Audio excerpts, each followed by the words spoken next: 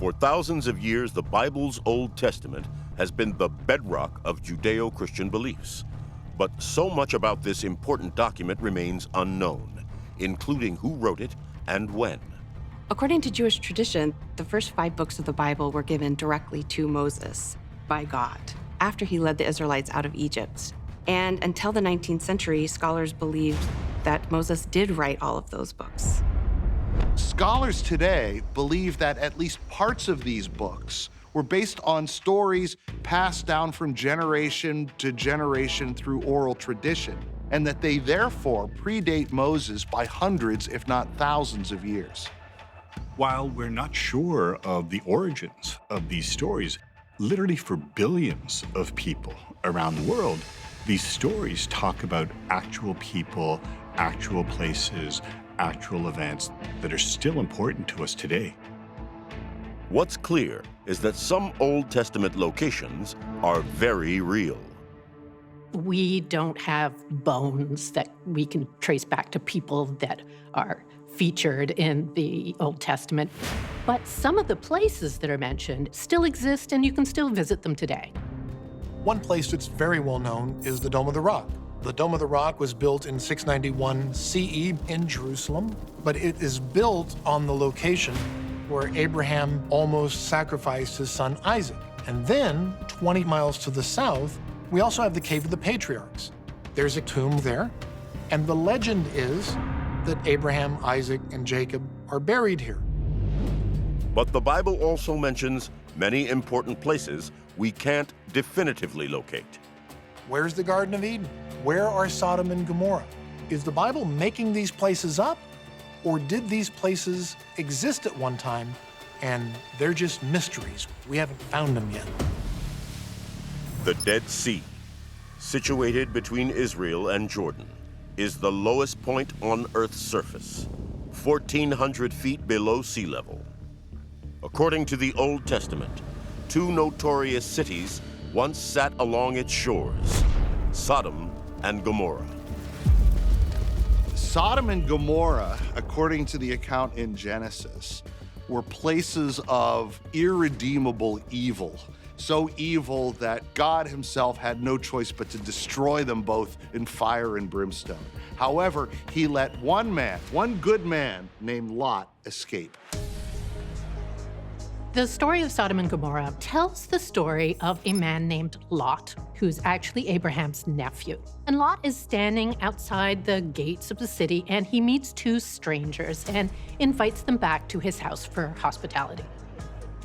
These 2 reveal themselves to Lot as angels. Just about the same time, there's a great pounding at the door. There's a mob that's gathered around his house demanding that Lot turn over these strangers to them to be taken away.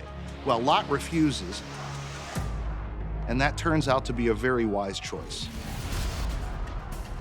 And so these angels tell Lot and his family to leave Sodom and Gomorrah because God is going to destroy these cities because of their unrighteous behavior. As they're fleeing, God is so angry with Sodom and Gomorrah for the evils that they have done that he rains down fire and brimstone and completely destroys these cities. Whatever happened to the people there, it was sudden and it was devastating. Is it possible that such a cataclysmic event actually happened and left evidence that's traceable today? One clue is this reference to the 5 cities of the plain, 2 of which are Sodom and Gomorrah. These cities of the plain were located somewhere near the Dead Sea in the lowland valleys of the Jordan River. In 1973, archaeologists begin excavating nearby ruins and trying to fit the puzzle pieces together. One of the candidates for the city of Sodom is the city of edh-Dhra. This is on the southern end of the Dead Sea on the Jordanian side, and the city dates somewhere between 3,300 and 2000 BCE. The original name of edh-Dhra is unknown, but according to some descriptions, it's thickly walled.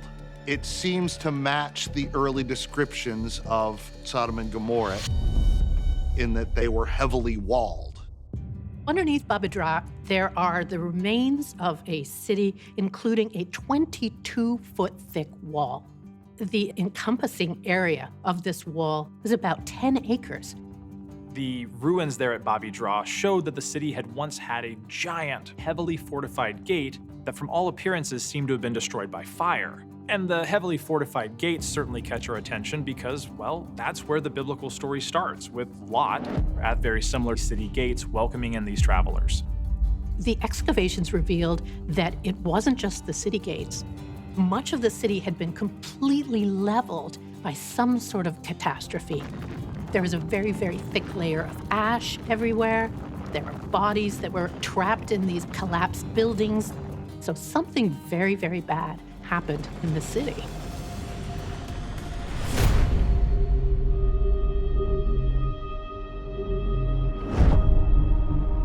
There on the Dead Sea are two geological fault lines.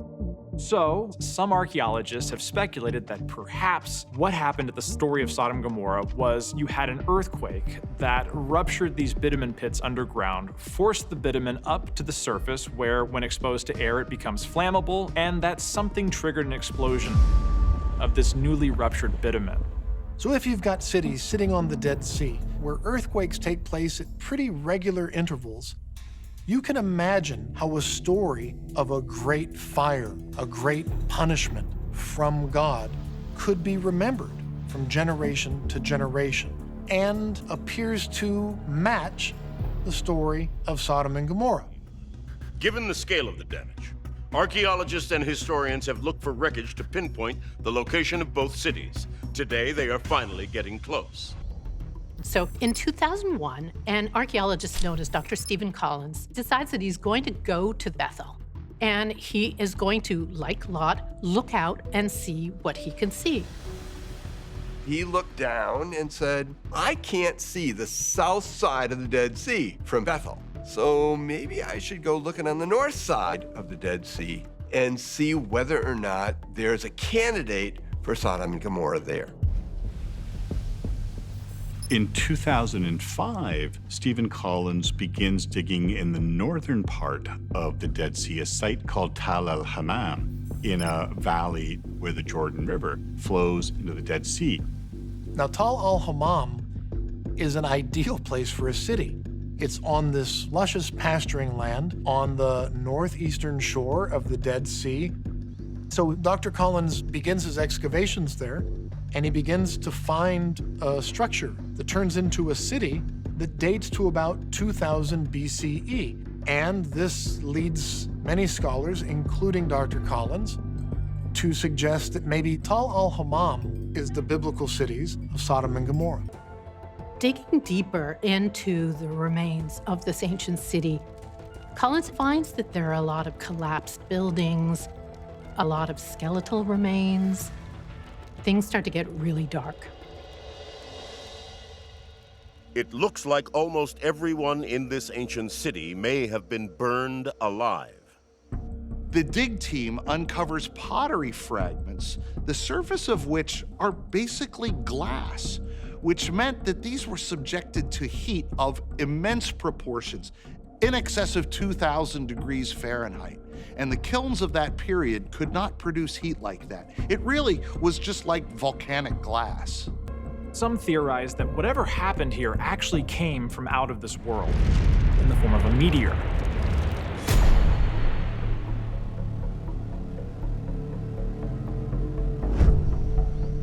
Granted, there's no meteor crater in the area, but a meteor can break up to the point of exploding. The airburst theory means that the meteor doesn't actually have to hit the ground. It can break up in the air, and the heat generated by this breakup is enough to incinerate everything beneath it. Maybe this is what the ancient peoples saw and understood to be destruction of Sodom and Gomorrah at the hands of God with fire and brimstone.